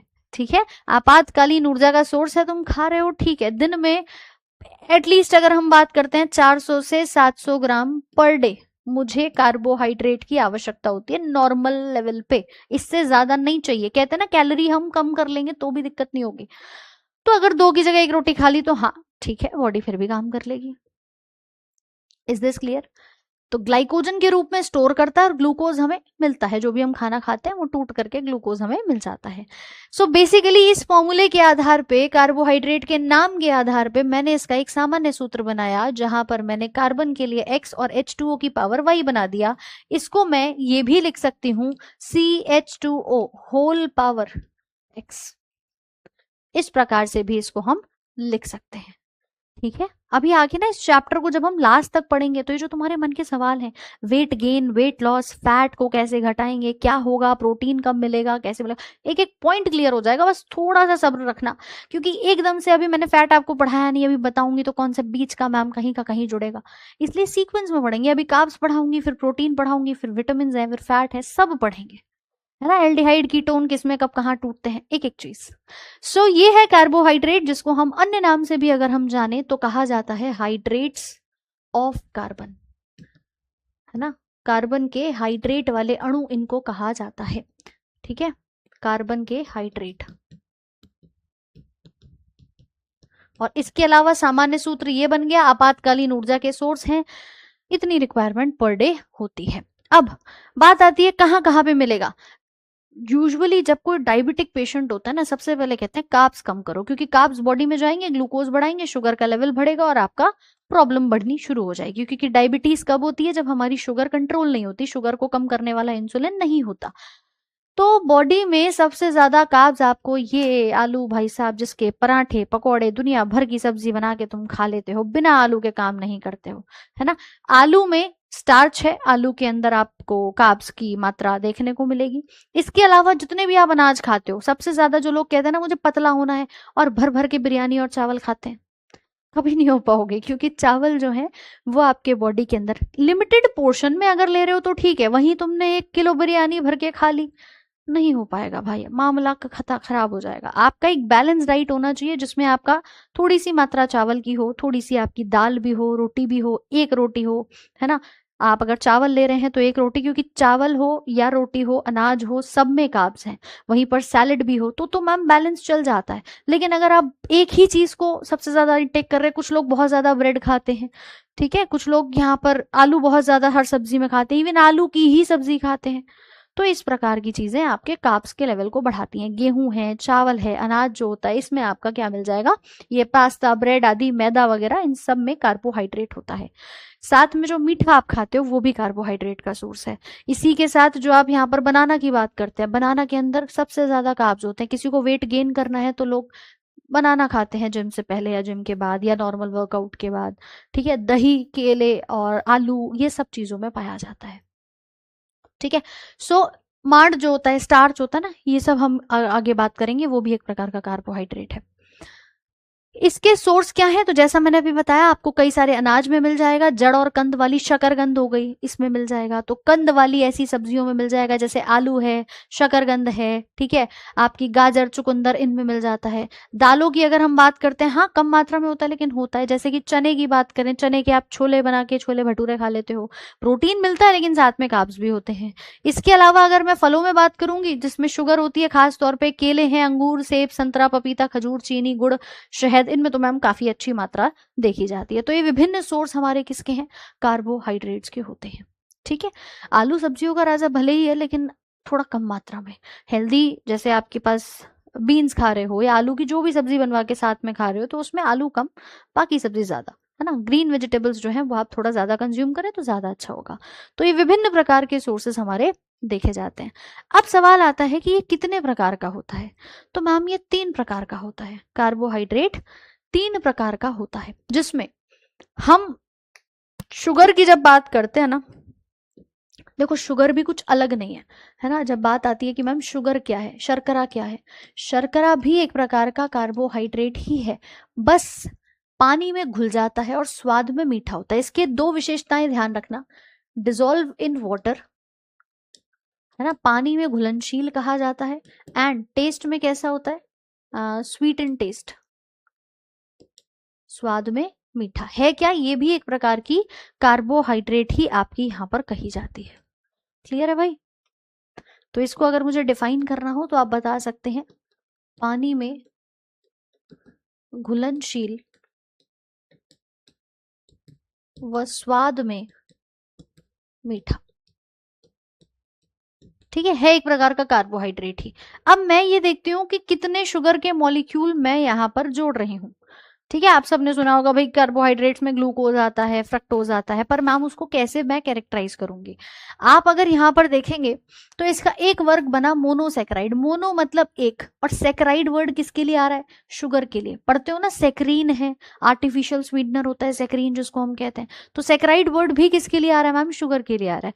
क्या यहाँ पर आपको एक से ज्यादा मॉलिक्यूल दिख रहा है, ये मेरे पास 1 2 3 4 5 6 कार्बन की एक शुगर दिख रही है। तो जिसमें एक प्रकार की शर्करा जुड़ी हो, सिर्फ एक ही प्रकार की हो, उसको मैं क्या कहती हूँ, मोनोसेक्राइड कहती हूँ। अभी आगे इसको लिखवाऊंगी, सिर्फ डायग्राम से समझ लेते हैं, है ना। आशीष भाई फैट कैसे होते हैं वो हम फैट के टॉपिक में पढ़ेंगे। कार्ब्स चल रहे तो पहले कार्ब्स पढ़ ले, बताओ जल्दी से, कोई दिक्कत तो नहीं है किसी को, कॉपी पेस्ट कर रहे हो आप लोग, है ना।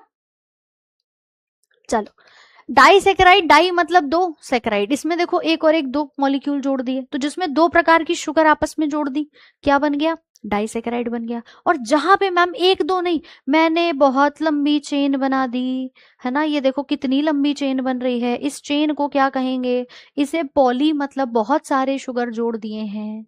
एक उदाहरण बताती हूँ, जैसे मोनोसेकेराइड में हम नाम पढ़ते हैं ग्लूकोज का, ठीक है मैम, अकेली है, राजा है, अपने आप में सबसे सिंपल सरल शर्करा है।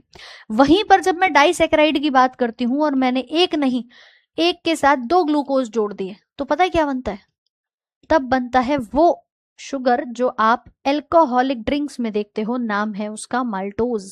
एनर्जी ड्रिंक्स आती है मार्केट में, दुनिया भर के लाल लाल पानी चलते हैं, वो क्या है मैम, उसमें माल्टोज पाई जाती है। जो आपके शराब के पेय पदार्थ होते हैं, है ना, अलग अलग प्रकार की आती है, उसमें भी हमारा माल्टोज पाया जाता है। सो माल्टोज किससे बना है, डबल ग्लूकोज के साथ। मैम एक ग्लूकोज भी तो मुझे एनर्जी दे रहा था, एक ग्लूकोज भी तो ऊर्जा ही दे रहा था। वहीं पर जब दो ग्लूकोज वाला कोई भी ड्रिंक आप पीते हो, शुगर डायबिटीज का सबसे बड़ा खतरा बन जाता है। बच्चे आजकल जो पी रहे हैं ना एनर्जी ड्रिंक्स अलग अलग, और वो भी ज्यादा मात्रा में, उस पर लिखा भी होता है कि ये डबल एनर्जी है, एनर्जी ड्रिंक्स उसको कहा जाता है। क्यों, क्योंकि मैम उसमें डबल शुगर है, और ये साथ में आपके डायबिटीज का खतरा भी बढ़ाती है, तो इसीलिए इसका बहुत ज्यादा सेवन नुकसानदेह है। समझ गए कि नहीं मैम। वैसे भी तो शुगर होते हैं जो वाटर में डिजोल्व नहीं होते, वो हम आगे बात करेंगे, लेकिन मोस्टली जब हम शुगर की बात करते हैं ना, तो वो पानी में जाकर के घुल जाते हैं मोस्ट ऑफ देम। ठीक है, तो एक कॉमन डेफिनेशन जब हम देते हैं तो इसके बारे में बात करते हैं। सो भाई दो ग्लूकोज ये बन गए, जो बहुत सारी ग्लूकोज की इकाइयां जोड़ दी, सेल्यूलोज, काइटिन आदि ये सब बन जाते हैं। तो चलो जरा एक बार इनके बारे में तीनों के अलग अलग टाइप्स को देख लेते हैं। पहला है मोनोसेकेराइड, एकल शर्करा कही जाती है।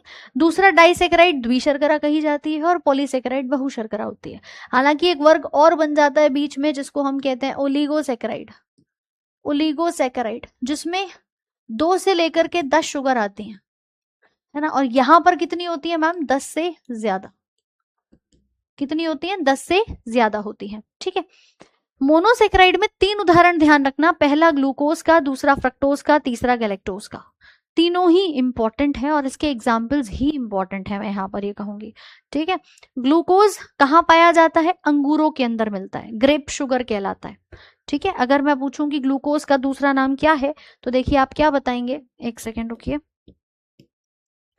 ग्लूकोज का अगर आपसे पूछता है कि दूसरा नाम क्या है, तो आप बताएंगे अंगूरों में मिलती है, ग्रेप शुगर कही जाती है, शहद में भी मिलेगी, है ना। तो इसको हम क्या कहते हैं, सबसे सरल शर्करा ये कही जाती है, सरल शर्करा, सिंपल शुगर के नाम से भी हम इसे जानते हैं। ठीक है, अंगूर में उपस्थित। आ गई बात समझ में।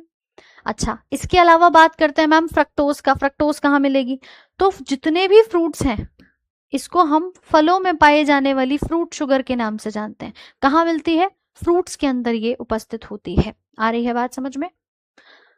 नेचुरली शुगर अच्छा होता। अच्छा मुझे ये बताओ, फल खाते हो ना, क्या फल के ऊपर चीनी डाल के खाते हो कि मम्मी मैं आम खा रहा हूँ जरा मुझे ऊपर से चीनी डाल दो इसमें, नहीं ना, प्राकृतिक मिठास है ना। आप सेब खा रहे हैं, केले हैं, आपके अनार हैं, जो भी आप फल खा रहे हैं बेसिकली, क्या उनके अंदर ऊपर से ऐड करके तो मीठा नहीं डालते हो? वो मैम प्राकृतिक मीठे होते हैं, और उसी प्राकृतिक मिठास को हम फ्रक्टोज के नाम से जानते हैं कि उसमें कौन सी ऐसी शुगर है जो उसको प्राकृतिक मिठास दे रही है, फ्रक्टोज है। फ्रक्टोज का भी एक रूप होता है लेव्यूलोज, वो उसको शुगर बेसिकली मिठास यहाँ पर दे रही होती है।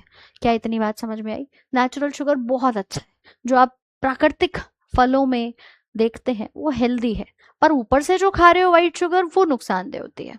ठीक है, वहीं पर आता है देखो गैलेक्टोज। दूध में भी हल्की सी मिठास होती है। अब पैकेट वाले दूध को कंपेयर मत करना मैम, उसमें तो खैर पता ही नहीं है, लेकिन हाँ जो आप डेयरी के बेसिकली देखते हैं उसके अंदर जो प्राकृतिक एक मिठास होती है वो लैक्टोज नाम की शुगर पाई जाती है। ठीक है, इसको क्या कहते हैं? गैलेक्टोज। गैलेक्टोज का दूसरा नाम क्या होता है? दूध में उपस्थित है मिल्क शुगर, ये कही जाएगी, दूध के अंदर ये पाई जाती है। तो ये तीन उदाहरण, क्योंकि ये बहुत ही सिंपल है, ग्लूकोज, फ्रक्टोज और गैलेक्टोज, नाम दे देंगे इनको मोनोसैकेराइड के अंदर। समझ में आ गया तो थम्स अप का साइन भेज दो एक बार। है, मैंगो शेक में शुगर डाल देते हैं, मैंगो शेक बना रहे हो तो तुम शुगर डाल देते हो, लेकिन अगर आप पी सकते हैं, मीठा मोटापा बढ़ाता है एक्चुअली, है ना। मीठा जब आप जितना ज्यादा सेवन करेंगे, एक्सरसाइज नहीं कर रहे हैं, तो ऑब्वियसली वो बॉडी में इकट्ठा होता है, विशेषताएं होती हैं ये उसकी। इसीलिए कहते हैं मीठा कम, जितना कम खा सको। मीठा खाओगे एजिंग भी जल्दी होती है, बुढ़ापा, स्किन पे रिंकल्स, झाइयां, ये भी जल्दी आते हैं। उम्र किसी की होगी 25 साल की, लगेगा वो 35 साल का, ये किस्सा भी होता है ना। जो लोग अपनी उम्र से कम दिखते हैं, प्लस पॉइंट है कि भैया डाइट पर बहुत ध्यान होगा उनका, है ना। विटामिन और साथ साथ में जो आपके शुगर है, इन सभी को बैलेंस करके यहाँ पर कंज्यूम करते होंगे। ठीक है, सो ध्यान रखिएगा, ये तीन प्रकार हमारे मोनोसैकेराइड्स में आएंगे। पूछेगा ग्रेप शुगर कौन सी है? ग्लूकोज है। फलों में कौन सी शुगर पाई जाती है मैम? फ्रक्टोज है। और वहीं पर आपसे पूछेगा गैलेक्टोज, तो आपको कहेंगे मिल्क में पाई जाती है। अब देखो एक चीज यहाँ पर ध्यान रखना, जो ग्लूकोज होती है ना, इसका फॉर्मूला होता है C6H12O6।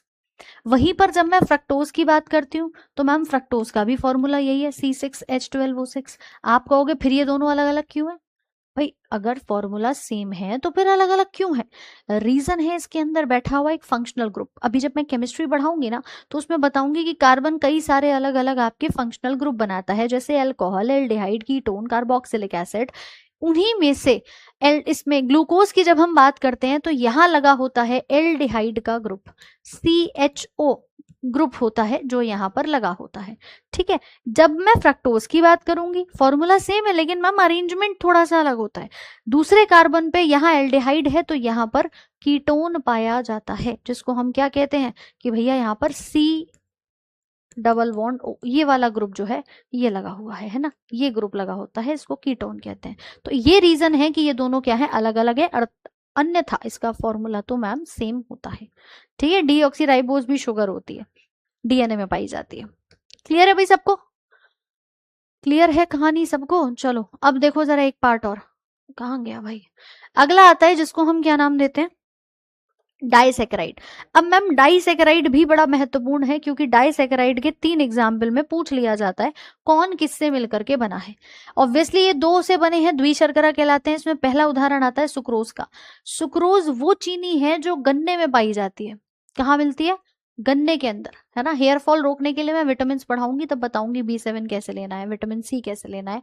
लेकिन मैम जब बात आती है गन्ने में, है 10 रुपए का गन्ने का जूस तो तुम जाकर के बड़ी आसानी से पी लेते हो, पर उसमें कितनी शुगर है?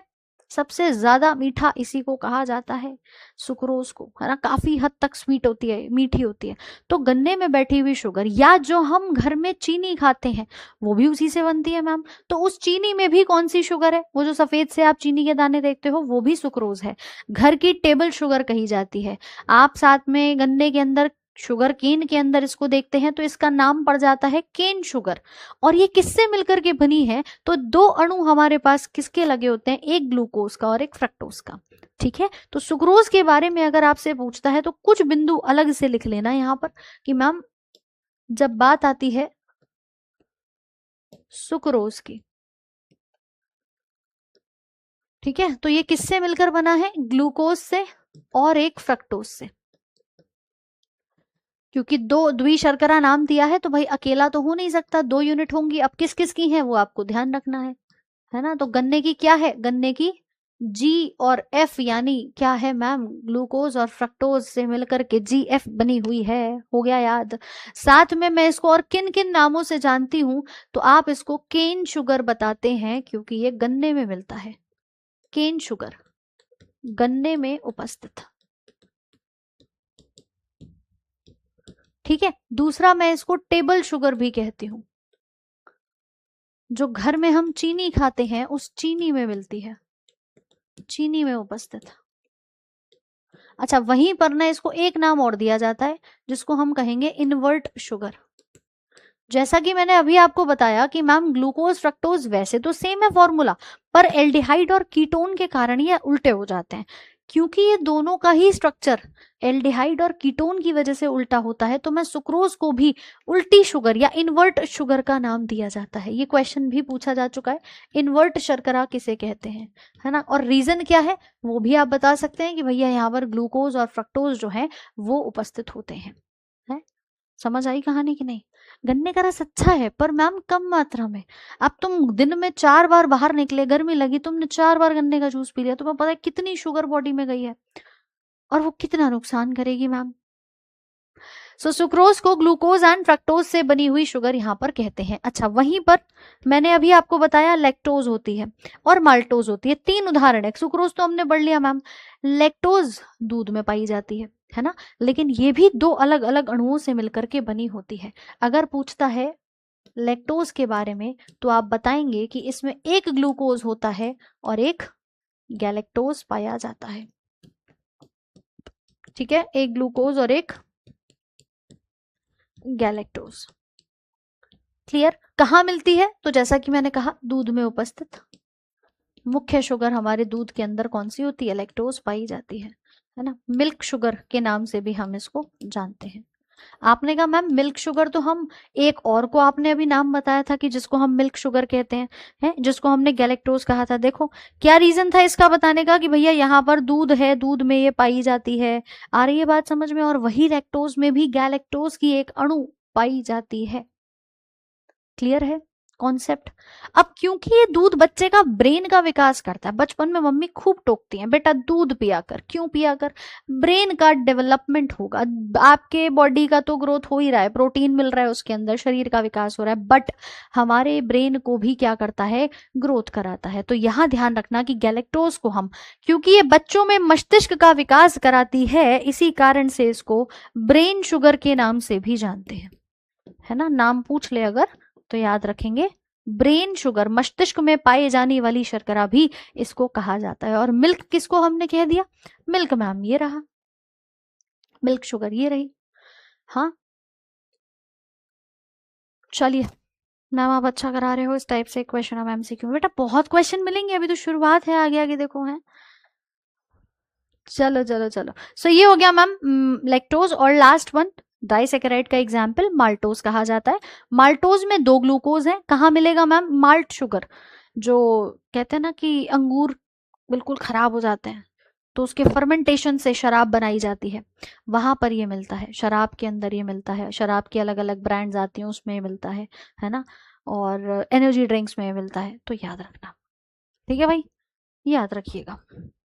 तो मैम इसका भी हम यहाँ पर सूत्र लिख लेते हैं। पहला सुक्रोज पढ़ा, दूसरा लैक्टोज पढ़ा, और तीसरा उदाहरण हम बात करेंगे माल्टोज के बारे में, क्योंकि ये आपके माल्ट शुगर के नाम से भी जानी जाती है। 2 ग्लूकोज इसके अंदर उपस्थित होती है। मिलेगा कहां पर, एनर्जी ड्रिंक्स,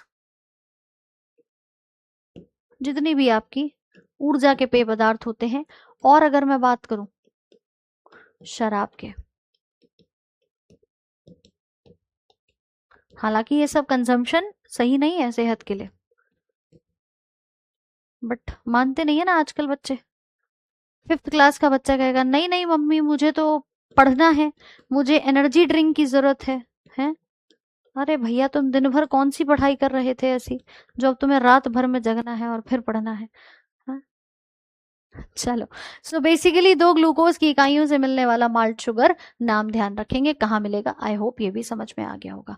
मोटे अनाज में भी होता है माल्ट, ज्वार बाजरा इन सब में भी मिल जाएगा, है ना, इनमें भी आपको ये देखने को मिल जाता है। ठीक है, बारले ज्वार बाजरा इन सब में। अब आते हैं मैम थर्ड कैटेगरी पे, जिसको पॉलीसेकेराइड कहते हैं। नाम से ही समझ में आ रहा है बहुलक है। अच्छा, इन दोनों में कोई दिक्कत अभी तक हमने जितना पढ़ा उसमें कोई दिक्कत? एक थम्स अप का साइन जल्दी से भेजो, एक थम्स अप का साइन जल्दी से भेजो। मिल्क शुगर तो मिल्क में होती है, मिल्क शुगर मिल्क में होती है, उसको हम लैक्टोज कहते हैं। इस लैक्टोज को ही अगर क्वेश्चन आता है ना मिल्क शुगर कौन सी है तो लैक्टोज बताओगे, बट ब्रेन शुगर पूछता है तो गैलेक्टोज बताओगे। यही गैलेक्टोज आपके ग्लूकोज के साथ मिलकर के लैक्टोज को बनाती है। ठीक है, हाँ भाई, वीडियो क्लियर आ रहा है सभी को? फंसी तो नहीं है श्रीकांत भाई? ऑल राइट, पॉलीसेकेराइड में बहुत सारी इकाइयां हैं, जिसमें सबसे पहला वर्ग हमारा क्या बनता है? स्टार्च। आलू के अंदर है, ग्लाइकोजन के रूप में हमारी बॉडी स्टोर करके रखती है। जो मैं कहती हूँ ना कि हमारा शरीर है ऊर्जा को बचा के रखता है, तो वो ग्लाइकोजन के रूप में रखता है। पेड़ पौधे अपना खाना बचा के रखते हैं स्टार्च के रूप में। जीवन में हर व्यक्ति को हमेशा अपना एक बैकअप रखना चाहिए। ये बात आप भी एक जनरल नोट पे भी ध्यान रखना। नहीं पता कब कौन सी आपदा आ जाए, नहीं पता कब क्या परिस्थिति आ जाए, आपके पास एक प्लान बी हमेशा तैयार होना चाहिए। चाहे वो फाइनेंशियली हो, चाहे वो एनर्जी के रूप में हो, चाहे वो खान पान के रूप में हो, किसी भी लाइफ के एस्पेक्ट को अगर हम देखते हैं तो बॉडी भी रेडी रहती है। बॉडी कैसे रेडी रहती है मैम? ग्लाइकोजन के रूप में, कि जब भी बॉडी को आवश्यकता पड़ेगी, अब मैं सुबह से मान लीजिए अगर भूखी हूँ, मैंने कुछ नहीं खाया है, तो मेरे शरीर में ताकत तो वही रहती है। वो एनर्जी हमारे लिवर में, हमारे इस मसल्स के अंदर जो ऑलरेडी प्रेजेंट हमारा ग्लूकोज होता है ना, वो परिवर्तित हो जाता है इसी ग्लाइकोजन के अंदर, और यही ग्लाइकोजन इकट्ठा होकर रहता है। जब जरूरत पड़ती है तो ये वापस से टूटता है किसमें? ग्लूकोज में, और हमें एनर्जी दे देता है ना। तो इसको हम ध्यान रखेंगे। ठीक है, स्टार्च प्लांट्स के अंदर है और ग्लाइकोजन एनिमल्स के अंदर है। क्या कर रहे हैं? ये खाने को रिजर्व करके रखते हैं, भंडारण करके रखते हैं। अच्छा चलो आगे देखो, सेल्यूलोज की बात करूं तो पादप की कोशिका भित्ति में, याद करिए हमने चैप्टर पढ़ा था सेल, सेल में पढ़ी थी सेल वॉल, और सेल वॉल की बाहरी दीवार किससे मिलकर बनी थी? आ रहा है कुछ याद? सेल्यूलोज से मिलकर बनी थी। यही सेल्यूलोज आपको कोशिका भित्ति में मिलेगा। सेल की एक, आप कह सकते हो मैम, स्ट्रक्चर को बनाने में मदद कर रहा है, तो ये संरचनात्मक भी कहा जाता है ना। इसी प्रकार से डेक्स्ट्रिन है। आप बात करेंगे जो क्या कहते हैं उसको, कॉर्नफ्लावर, स्टार्च के रूप में ही कॉर्नफ्लावर आता है ना, उन सब में मिल जाएगा। जो अरारोट बोला जाता है अलग अलग भाषाओं में, और भी कई हिंदी में बोलते हैं इसको, पेक्टिन हो गया, ये सब हमारे पॉलीसेकेराइड के उदाहरण है ना, पॉलीसेकेराइड के उदाहरण होते हैं। ठीक है, इसका अगर मैं एक चार्ट बनाऊं ना यहाँ पे, तो देखो एक चीज ध्यान रखना। मान लीजिए मैं पॉलीसेकेराइड्स की बात कर रही हूँ,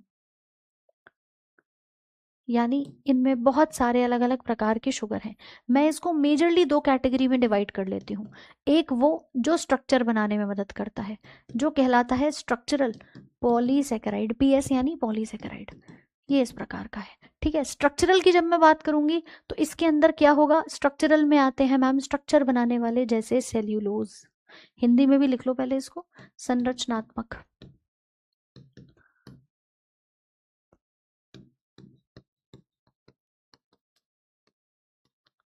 ठीक है, कौन आता है इसमें? सेल्यूलोज आता है, जिसके रूप में हम पादप की कोशिका भित्ति को देखते हैं।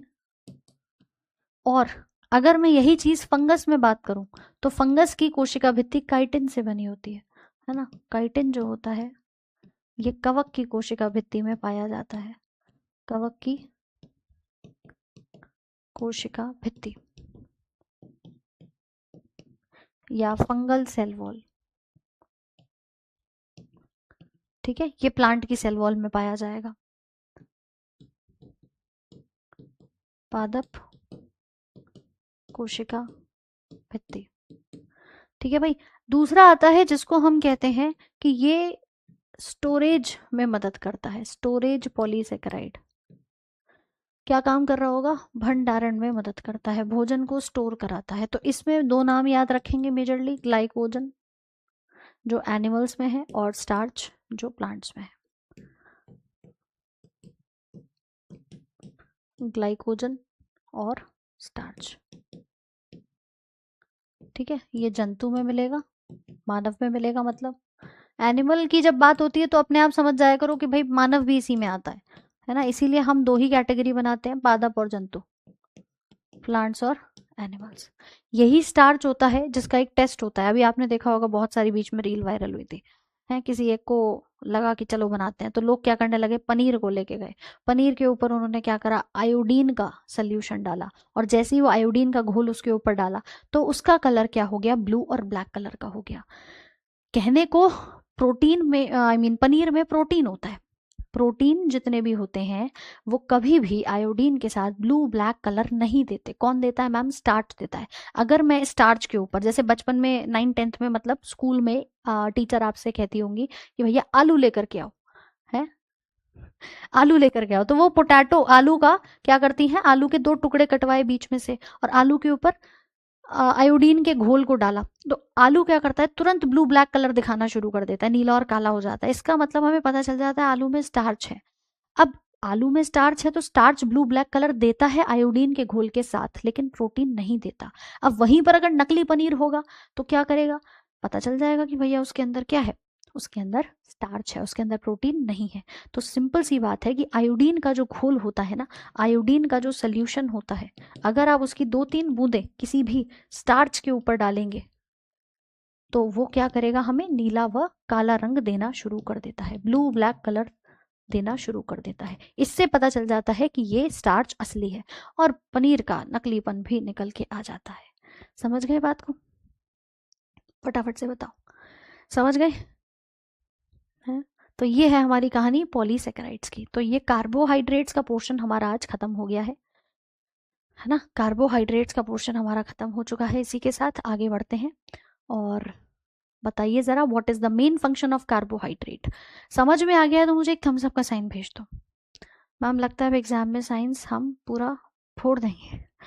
चलो बढ़िया से सवाल लगाना, बस उसी उद्देश्य के साथ हर एक कंटेंट, सारा कुछ, ये प्रेजेंटेशन, ये वीडियो, ये पीपीटी, इसीलिए कि तुम्हें पिक्चर साथ में समझ में आए, है ना, छप जाए माइंड के अंदर।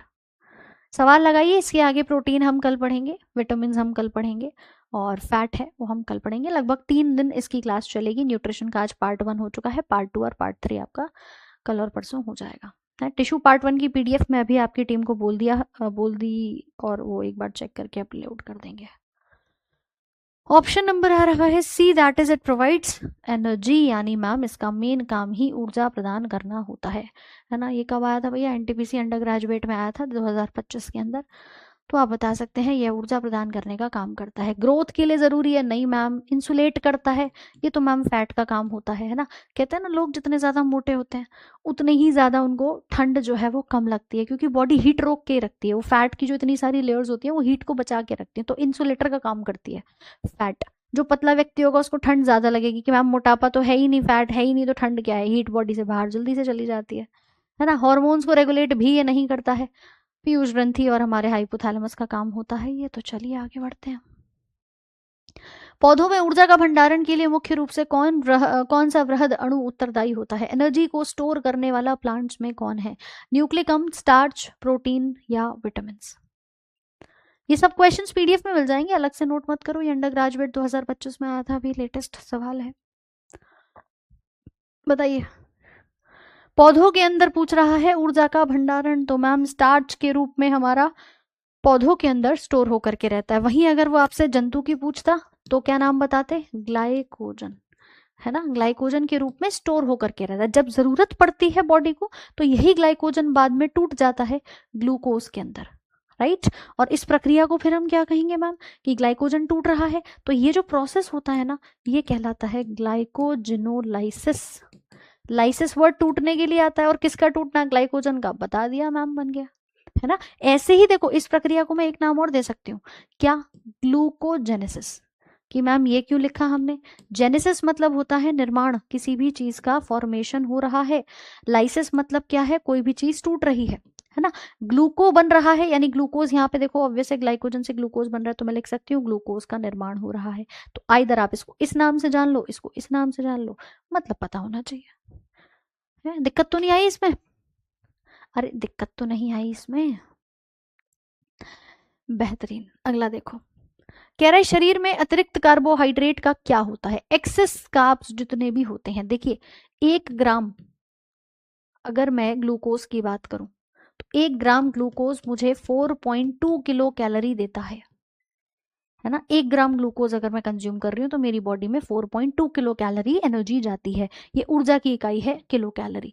अब यहीं पर मैं 1 ग्राम फैट की जब बात करती हूँ तो मुझे मिलते हैं लगभग 9 किलो कैलोरी। कभी आपने सोचा है कि सुबह उठकर 8 बजे मैम अगर मैं रोटी सब्जी खा लूं, प्रॉपर खाना खा रहा हूँ, तो मुझे 2 बजे तक भूख लग जाती है ना। होता है, सबके साथ होता है। अच्छा, वहीं पर अगर आप सुबह उठ करके छोले भटूरे खा लो, बिल्कुल डीप फ्राई करके बने हैं मैम, ऑयल बहुत ज्यादा था, तो क्या आपको भूख लगेगी इतनी जल्दी? नहीं लगेगी। क्यों? क्योंकि उसमें 1 ग्राम फैट में, मतलब जो भी आपने फैट कंज्यूम किया उसमें हमारी डबल एनर्जी होती है। तो आपकी बॉडी इसीलिए जल्दी से भूख नहीं लग पाती है ना। अब एक्स्ट्रा अगर हम कार्ब्स खाएंगे, कि हमें जरूरत तो 400 से 500 ग्राम की थी, हमने खा लिया 900 ग्राम, तो क्या होगा? वही फैट में बदल जाता है, यही फैट में बदल के स्टोर हो जाते हैं। ना तो ये प्रोटीन में परिवर्तित होते, ना ये अमीनो एसिड्स में, और ना ही तुरंत बॉडी से निकलते। ये तो ढीठ है, जा करके इकट्ठे हो जाएंगे, है ना। इसी को कहते हैं वसा में परिवर्तित होकर के संग्रहित हो जाते हैं, और यही हमारा मोटापा बढ़ाने का काम करते हैं। Is this clear to everyone? जल्दी से बताओ, समझ में आया कि नहीं? बहुत बढ़िया। तो भाई ये थी आज की कहानी कार्बोहाइड्रेट्स की। अब मुझे बताइए, कोई दिक्कत समस्या यहाँ तक? इसके बाद प्रोटीन कल हम शुरू करेंगे, है ना। आज तो लगभग समय भी हो चला है आप लोगों का। यहाँ तक कोई दिक्कत, कोई समस्या? मजा आ रहा है जीव विज्ञान को पढ़ने में? यही बढ़ाता है बेटा, फैट यही बढ़ाता है। सब इजी क्वेश्चन। अब देखो, मैंने अपनी तरफ से नहीं रखे, ये सब एनटीपीसी अंडर ग्रेजुएट 2025 में आया है। कोई क्वेश्चन आपका, ठीक है, ये 8 सितंबर एनटीपीसी अंडर, मतलब जो आए हैं लेटेस्ट सवाल, उस पैटर्न पर मैं आपको कंटेंट और साथ में आपके सवाल भी कराऊंगी, राइट। बाकी चैप्टर अभी खत्म नहीं हुआ है, पहले हम प्रोटीन पढ़ेंगे, उसके बाद विटामिन, फिर फैट। और जो यूट्यूब की क्लास चल रही थी, वो यूट्यूब की क्लास आपकी आज 5 बजे, जिसमें मैं फिजिक्स का मोशन का टॉपिक कराऊंगी, वो आपका होगा, चिंता बिल्कुल मत करना, ठीक है। कल विक्रमजीत सर का जन्मदिन था, सब सेलिब्रेशन में थे, उस कारणवश आपका सेशन नहीं हो पाया था, माफी चाहूंगी उसके लिए। लेकिन कल आज से आपकी क्लास लगातार 5 बजे होगी, ठीक है।